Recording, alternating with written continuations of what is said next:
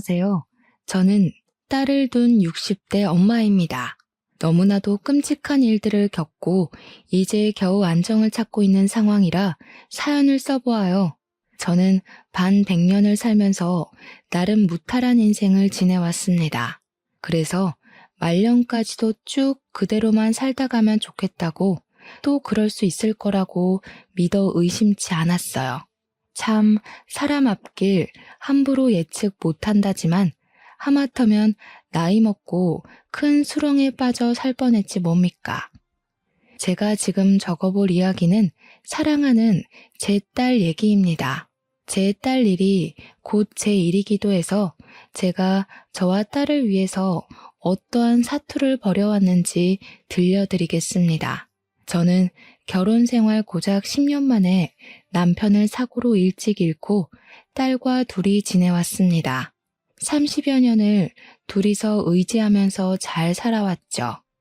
그 전에 남편이 있을 때는 여건이 여의치 않아도 살림 열심히 하고 알뜰하게 아끼고 살면서 우리 식구끼리 행복해보고자 노력이라도 할 수 있었는데, 남편이 죽고 나서는 제 안의 모든 의지가 팍 죽어버려 앞날이 막막하기도 했었습니다. 그럴 수밖에 없는 게 당시에는 젊은 여성들이 돈을 당연하게 버는 시대가 아니었거든요.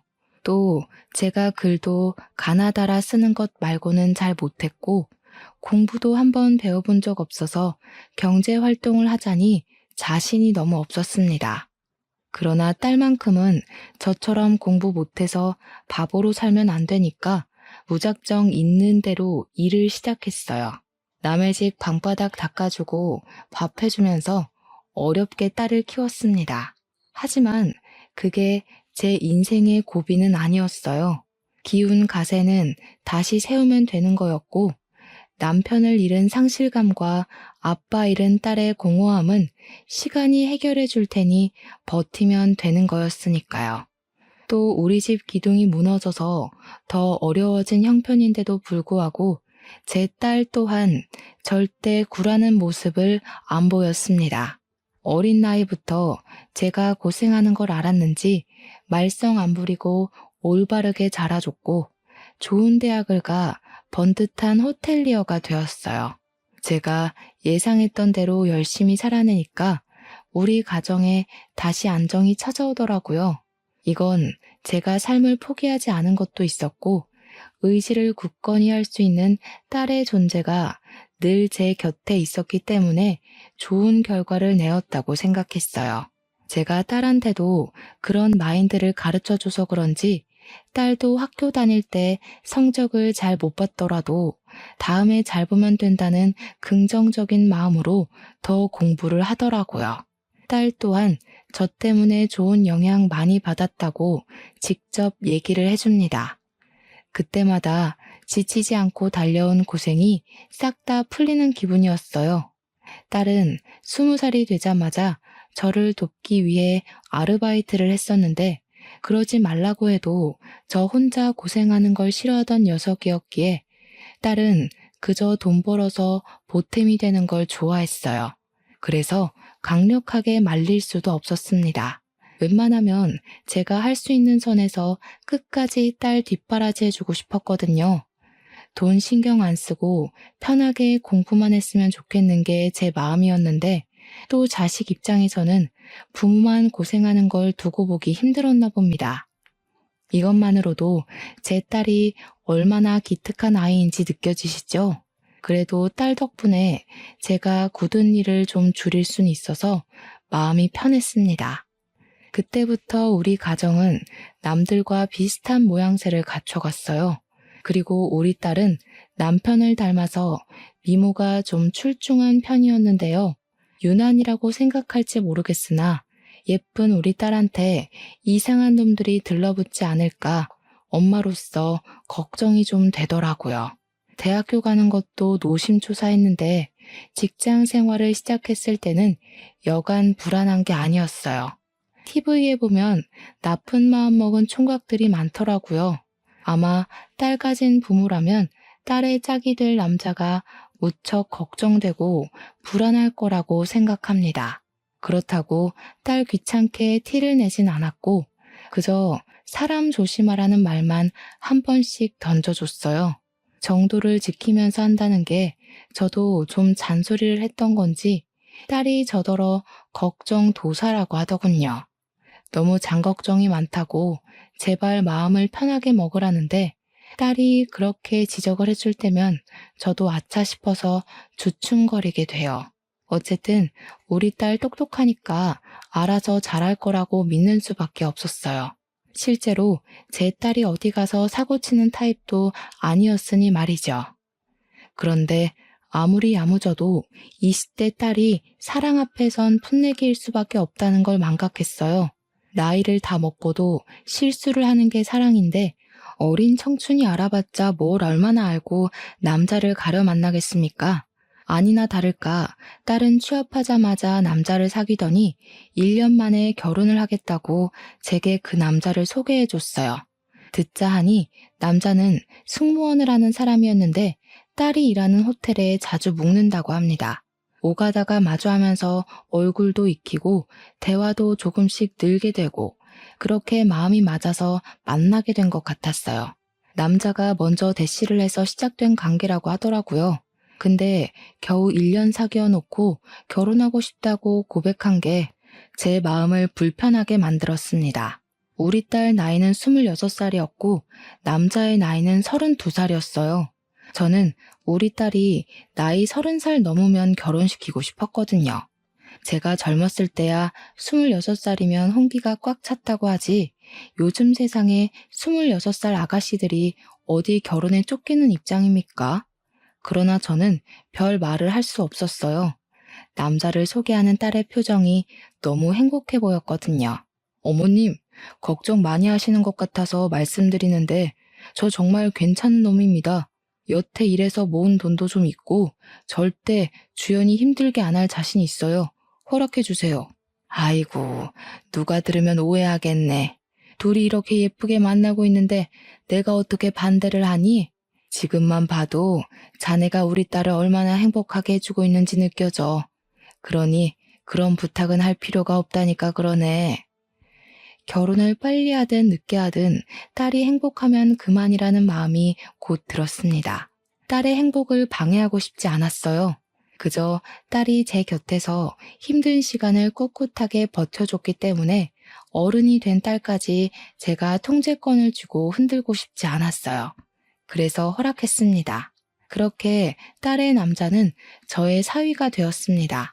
한부모 가정인 우리 딸을 혹시 시가에서 안 좋은 시선으로 보면 어쩌나 걱정했는데 사부인도 저처럼 바깥 양반을 일찍 여의고 혼자 지내고 있었던지라 우리의 사정을 잘 이해해 줬습니다. 그 사실만으로 딸의 결혼이 안심이 되었어요. 비슷한 가정 환경의 집안과 연을 맺는 거니까 저의 딸이 상처받을 일이 적을 거라고 생각했기 때문입니다. 딸과 사위는 서로 마음이 참 예쁜 한 쌍이었는데요. 결혼한 뒤에 서로 이 집에 살아야 되네, 저 집에 살아야 되네 의논하면서 마음 좋은 소리를 하더라고요. 그러나 저도 사부인도 애들이 분가하길 원해서 합가를 일찍부터 거절했습니다. 사위랑 딸은 저랑 사부인이 혼자 집에서 지내는 걸 걱정했지만 외롭다고 자녀들의 발목을 붙잡을 수는 없는 법이거든요. 그건 사부인도 생각이 똑같았던 건지 그저 둘이서 잘만 지내달라고 해줬습니다. 그래도 제 딸은 제가 혼자가 되는 게 영 마음에 걸렸나 보더라고요. 그렇게 느낄 만도 할 것 같아요. 둘이서 의지하며 살아온 세월이 짧진 않았으니까요. 하지만 그건 그거고 딸의 인생을 언제까지 제가 붙들고 있겠습니까? 정말 괜찮아서 딸한테 신경 쓰지 말라고 했지만 딸은 기어코 제게 어떤 걸 제안하고 말았어요. 엄마, 한글 공부하고 싶어 했잖아. 내가 학원 끊어줄 테니까 다녀. 나 없다고 집에서만 있을 생각 말고. 나 다니면서 운동 삼아 좀 걷기도 하고. 알겠지? 아유, 학원은 무슨 학원. 남사스럽게 다 늙은 사람이 공부해서 어디다 쓰겠어. 너 힘들게 버는 돈인데 괜한 곳에 쓸 생각 말고 적금이라도 하나 더 넣을 생각을 해. 엄마는 엄마가 알아서 잘한다니까. 내가 엄마를 모를까봐? 엄마 나 엄청 좋아하잖아. 나 없으면 보고 싶어서 끙끙 앓을 거면서. 나만 보고 살았으니까 이젠 엄마 하나만 생각하면서 살아보라고. 요즘 세상에 생각보다 즐길 거 많아졌어. 결국 딸은 제게 학원을 등록해줬습니다. 그곳은 저 같은 또래의 어른들이 많은 학원이었어요. 처음에는 딸이 이왕 등록을 해버렸으니 돈이 아까워서 하루 이틀 꼬박 다녔습니다. 그런데 막상 해보니까 하루하루가 알차서 생활이 꽤 나쁘지 않더라고요. 매일같이 살던 딸이 없어서 공허하기도 했는데 학원 숙제하느라 바빠서 그 공허함도 상당히 빨리 사라졌고요. 그래서 딸에게 그 다음 달 학원 수강도 좀 끊어달라고 했습니다. 글을 배우기 시작하니까 굳이 딸한테 전화 연락을 하지 않아도 문자로 가능해서 마음이 편했어요. 그동안은 딸한테 전화할 때마다 애 바쁜데 귀찮게 하는 걸까봐 생각 많이 하고 전화를 걸었습니다. 계속 학원에서 더 많이 배워서 진화로 말하는 것만큼은 문자를 하고 싶은 욕심이 생겨났습니다.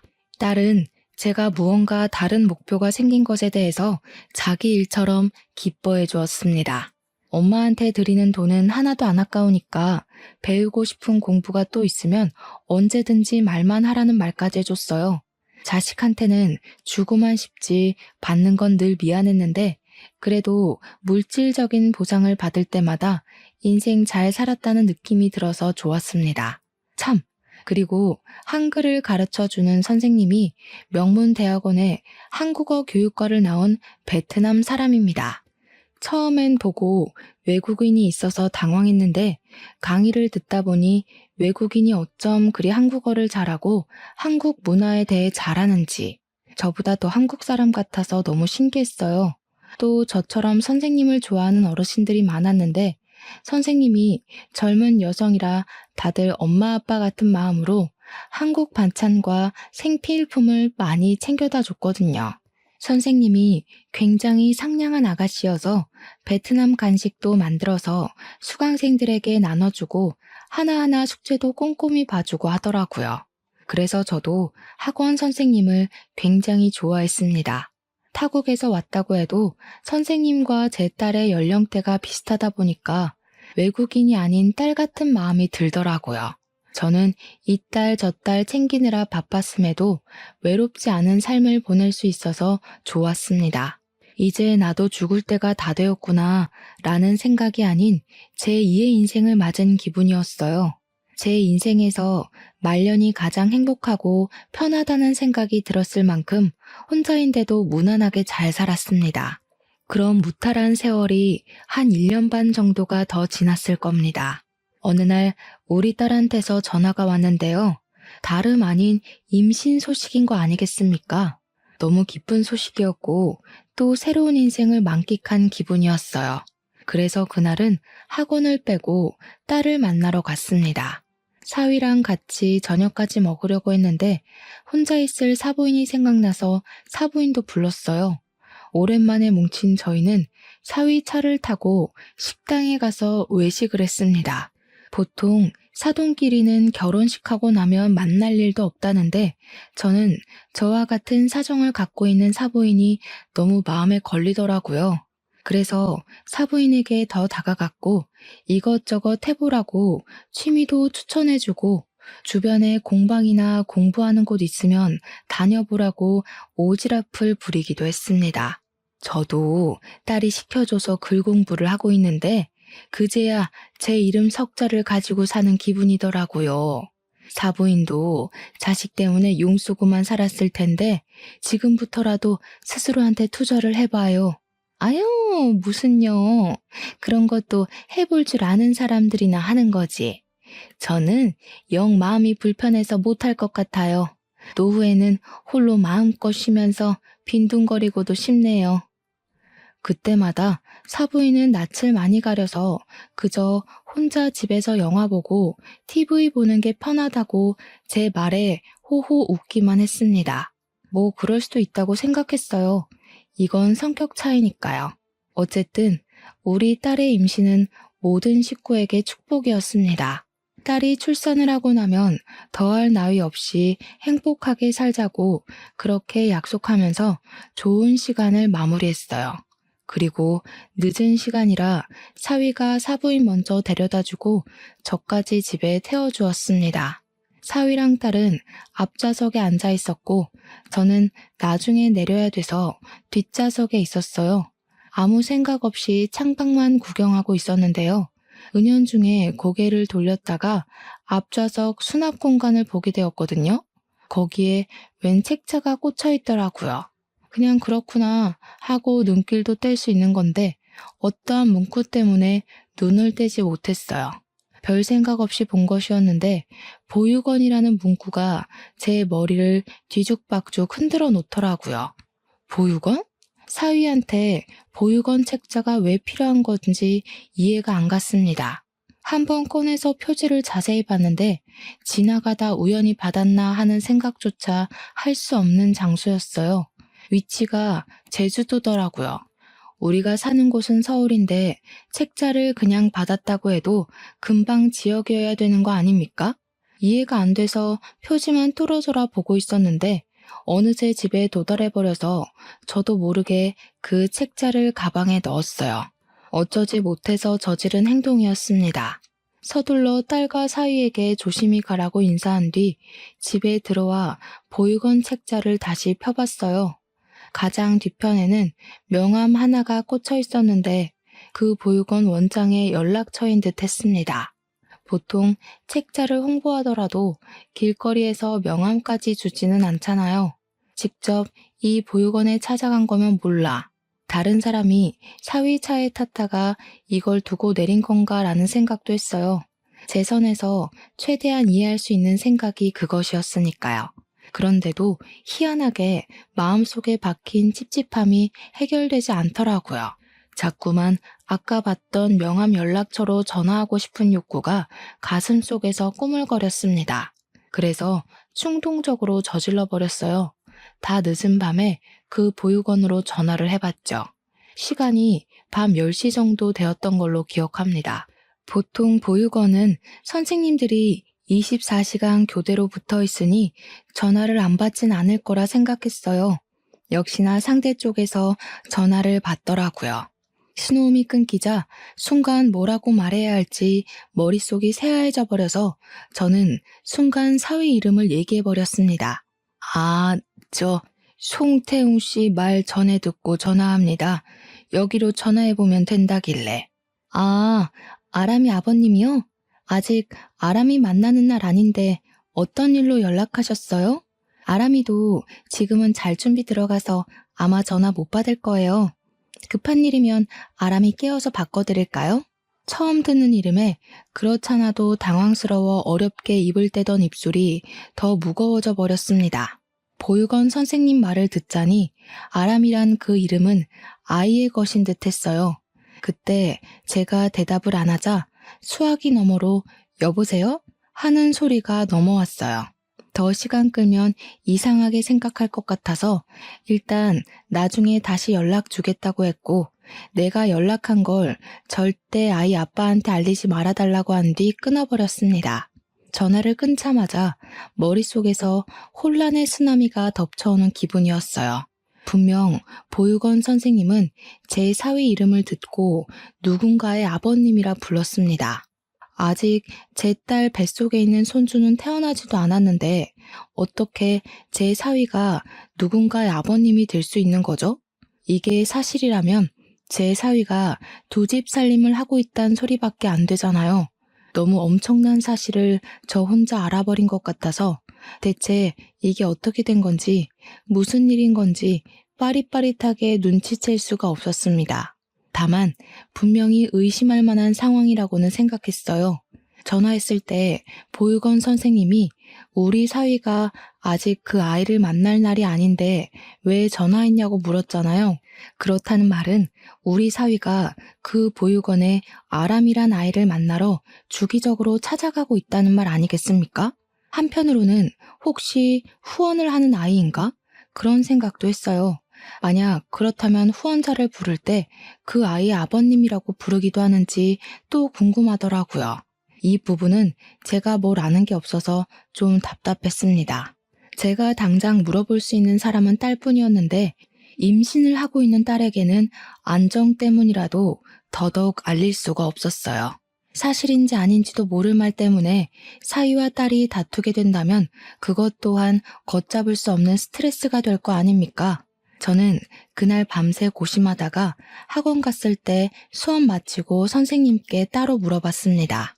선생님 말로는 아주 어린아이의 경우 후원자가 생기면 간혹 아버지, 어머니라고 불러주기도 한다고 했어요. 그 소리를 듣는데 얼마나 안심이 되었는지 모릅니다. 괜히 말도 안 되는 걸로 사위를 의심할 뻔했어요. 오히려 사위가 좋은 일을 하고 있었는데 왜 이런 걸 우리한테 안 밝히고 몰래 선행하고 있었는지 좀 서운하기도 했습니다. 어쨌든 저는 그날 이후 마음 놓고 우리 딸의 출산일만 기다렸어요. 그렇게 방심을 해버린 사이 저는 딸 출산 후 2개월 뒤에야 믿을 수 없는 사실을 직면하게 되었습니다.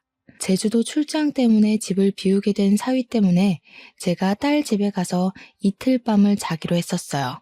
겨우 이틀 밤 자는 건데도 딸 생각하는 엄마 마음이 다 그렇듯 가는 김에 딸에게 이것저것 해주고 싶어서 저는 짐을 바리바리 싸들고 딸 집을 갔습니다. 그때 딸이랑 저녁을 먹으면서 딸한테 어떤 얘기를 들었는데요.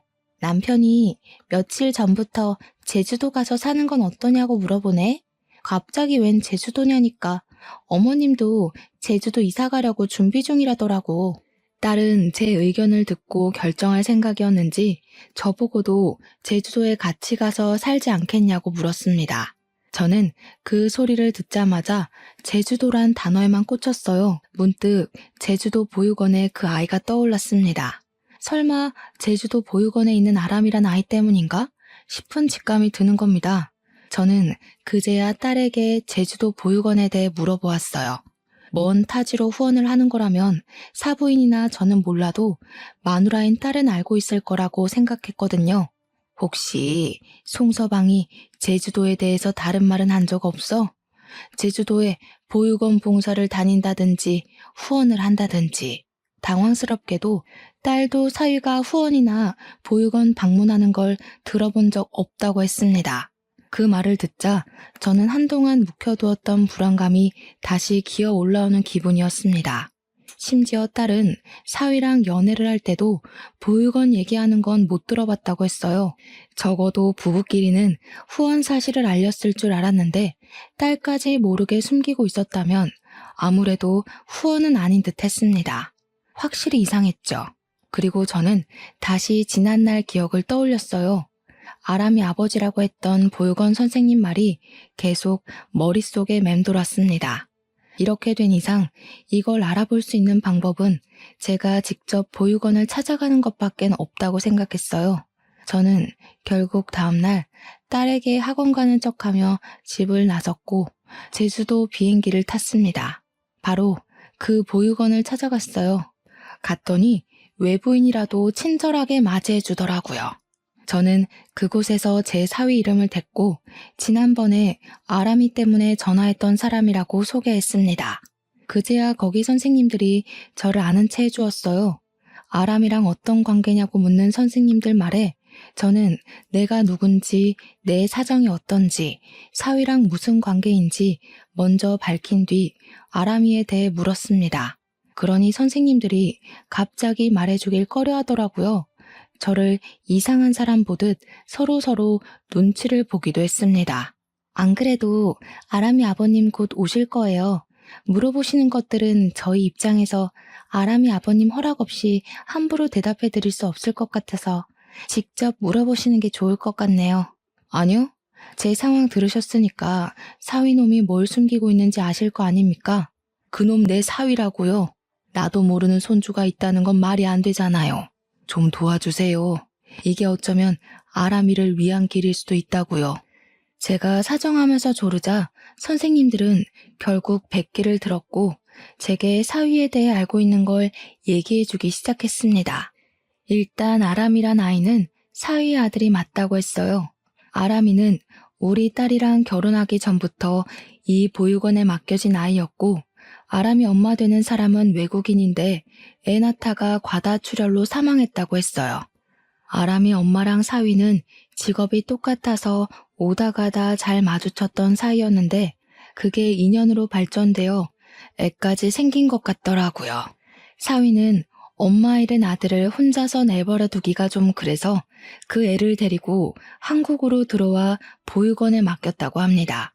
웬 듣도 보도 못했던 사정이라 저는 충격에 한동안 자리에서 일어나지 못했습니다.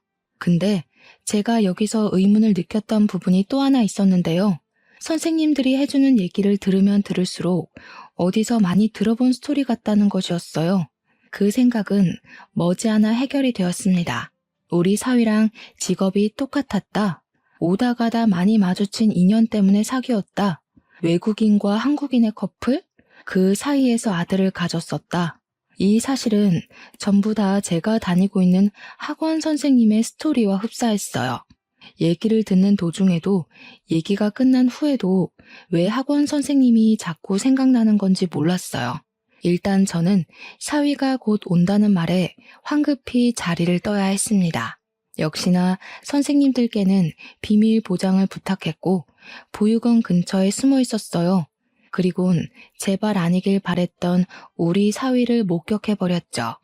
사위가 보육원으로 들어가자 남자아이로 보이는 꼬마애가 뛰어와서 사위를 덥석 안아주는데 분명 아빠 그렇게 말하는 걸 들었습니다. 그 장면을 휴대폰으로 찍으면서도 어이가 없었어요.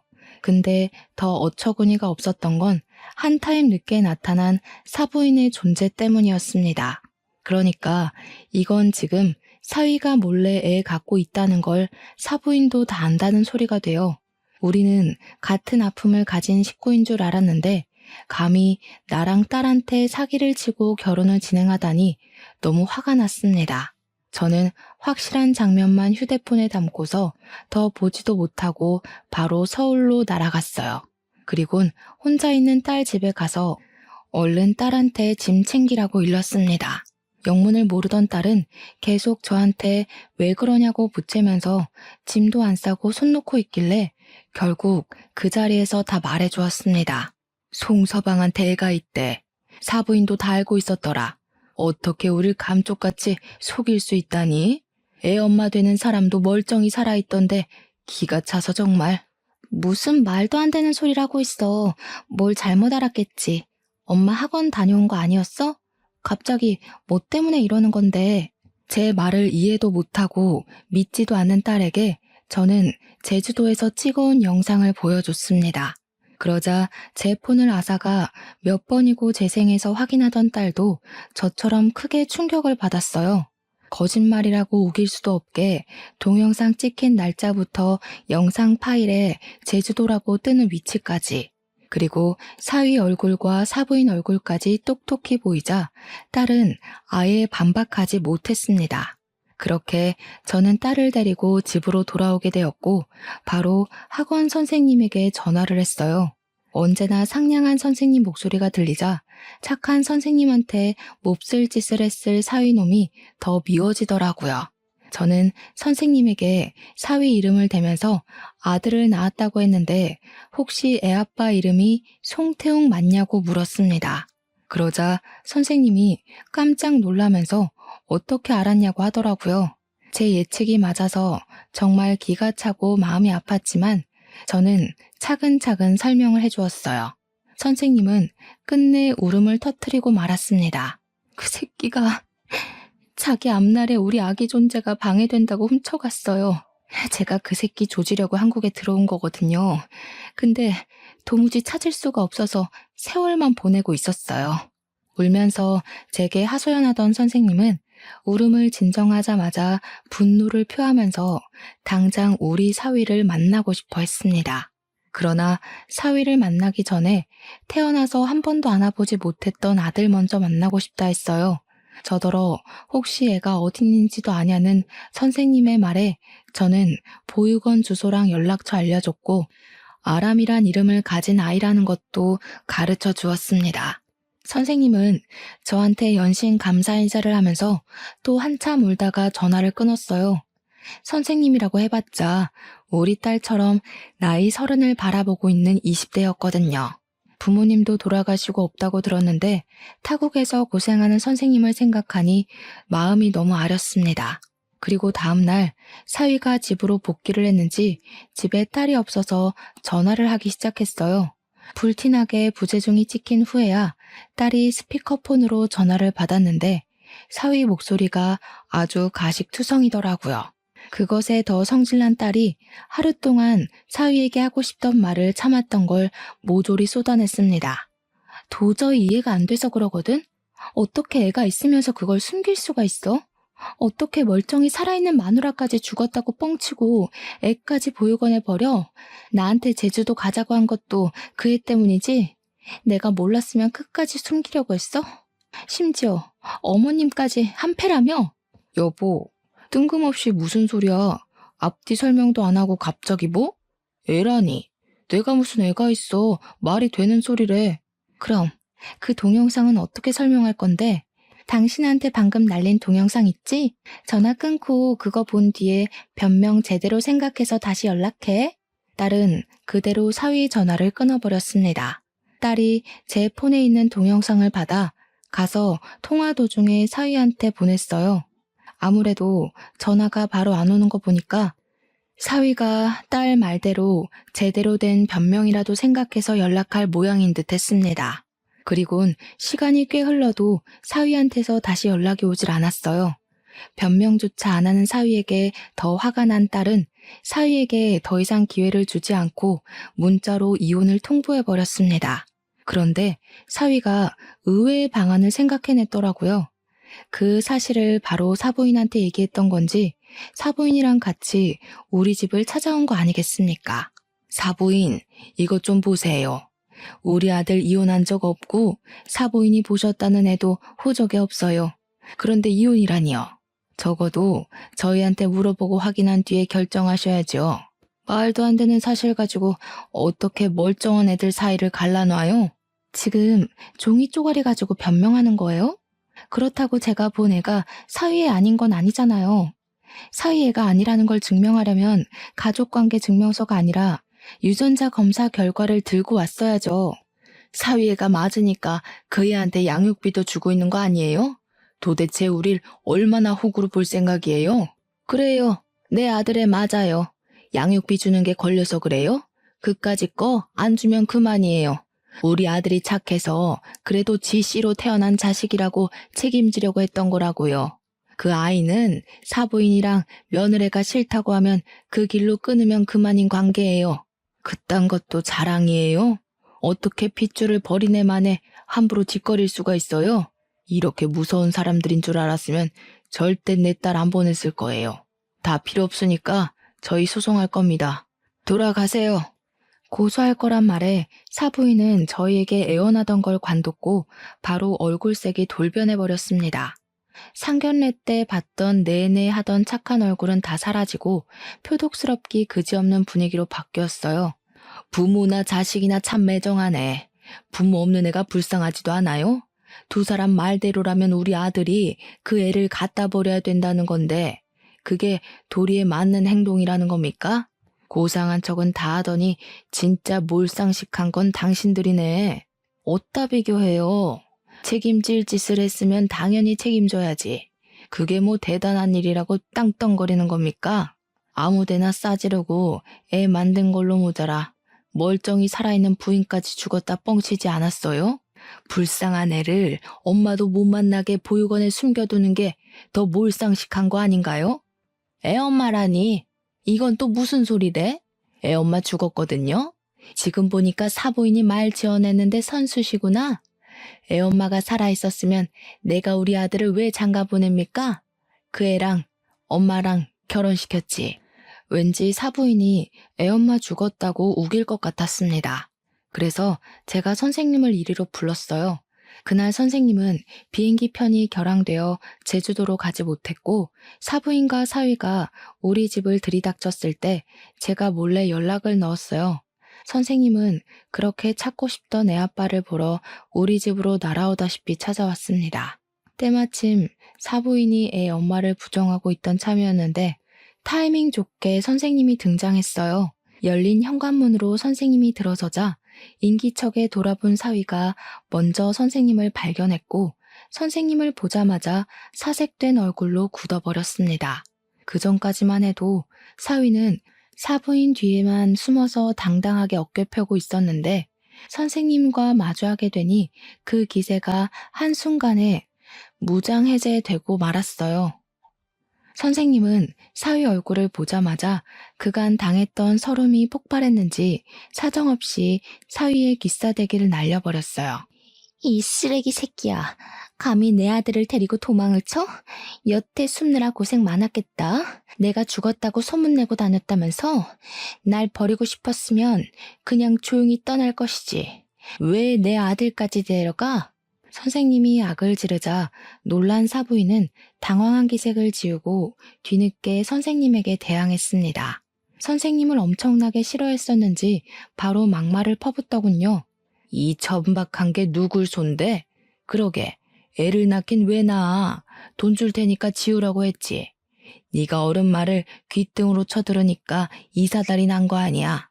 내가 너 이럴 줄 알았다. 우리 아들 앞길 막을 줄 알았어. 너처럼 싼 년이 우리 아들을 넘본 것부터가 주제 넘는다고 생각했는데 기어코 사고를 쳐? 사부인은 기본적으로 선생님이 외국인이라 무시하고 있었습니다. 듣자 하니 사위랑 선생님 사이에서 애가 태어난 후 사위가 당황해서 사부인한테 말을 한 것 같더라고요. 그래서 사부인은 자기 아들이 외국인이랑 사고친 걸 몰래 해결해준다고 사위한테 애 훔쳐라, 애 버려라, 애는 한국 보육원에 숨겨라 등등 이 파렴치한 짓을 시켰던 거였어요. 사부인은 우리한테 화가 난 감정을 외국인 하대하듯 선생님에게 풀었습니다. 선생님을 마구마구 패면서 자꾸 선생님 때문에 사위 앞길 망했다고 원망을 해댔어요. 더 이상 그 모습을 볼 수 없었던 저는 급히 주변에 있는 걸 주워들었고 바로 사부인에게 던져버렸습니다. 마침 제가 던진 게 우리 손주 똥기저귀 갈아놓은 거였더라고요. 기저귀가 날아가는 힘에 못 이겨 풀어졌는데 그 때문에 사부인 머리통에 노란 똥이 덕지덕지 묻었습니다. 냄새로 이물질의 정체를 눈치챈 사부인이 악 비명을 지르며 꼼짝도 못하고 서 있었어요. 그러자 사위가 안절부절 못하면서 이게 뭐하는 짓이냐고 저한테 성질을 내는 겁니다. 아무리 경우가 없어도 그렇지. 어떻게 사돈되는 사람을 이런 식으로 대하세요? 당장 저희 엄마한테 사과하세요. 무슨 이유가 있든 폭력은 정당화 안 된다고요. 장모님이 이러신 것도 폭력이에요. 사과 안 하시면 저 이거 그냥 못 넘어갑니다. 못 넘어가면? 법으로 따져보자고? 나야 좋지. 나 지금 사기 결혼 당한 건데 당신이 이 똥기저귀 가지고 고소하면 당신이랑 당신 엄마가 사기친 것도 다 불어야 되는 거 알지? 자백할 각오 됐으면 어디 한번 고소해봐. 여보, 알았어. 진정해. 내가 잘못했어. 근데 나 진짜 당신이랑 이혼하고 싶지 않아. 저 여자 사랑한 적 없고 애도 끝까지 책임질 생각 없었어. 당신은 저 여자랑 다르단 말이야. 나 당신한테는 다 진심이었다고. 당신을 믿고 안 믿고는 내 몫이거든? 근데 이미 당신이랑 당신 엄마가 어떤 사람인지 알아버렸는데 어쩌냐? 나 지금 당신 얼굴 마주보고 있기만 해도 치가 떨려. 나더러 앞으로 범죄자를 데리고 살라고? 우리 애 아빠 할머니 될 사람으로 범죄자를 두라고? 그럴 바엔 버리는 게 낫다고 보는데? 사위는 이혼하자는 딸의 말에 똥줄이 탔는지 답답해했습니다. 대체 자기가 답답할 게 뭐 있는지 모르겠네요. 자기 분에 못 이긴 사위가 딸을 붙잡으려고 하자 그건 또 지켜볼 수 없던 저는 쓰레기통에 있는 똥기저귀를 들고 사위 앞에 가서 휘저었어요. 사위가 놀라서 황급히 뒷걸음질 치더라고요. 네 자식 똥인데도 더럽냐? 그러니까 자네가 그 정도밖에 안 되는 거야. 자넨 아빠들 자격이 없어. 결혼을 100번 1000번 해봐라. 너 같은 놈은 여시 같은 엄마 치마폭에서 나오질 말아야 돼. 괜히 다른 집 귀한 딸내미 고생시키지 말고 네 엄마 뒤치다거리나 하고 살아. 이 이상 그들과 말을 섞어봤자 같은 말만 반복될 거라고 생각했어요.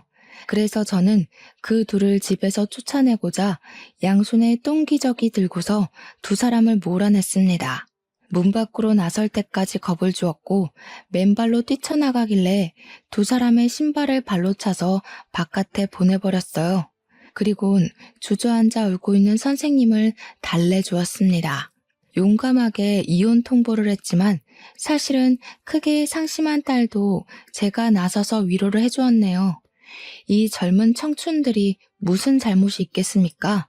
그저 열심히 살았을 뿐인데 못난 놈을 만난 탓에 의도치 않게 삐끗했을 뿐인걸요.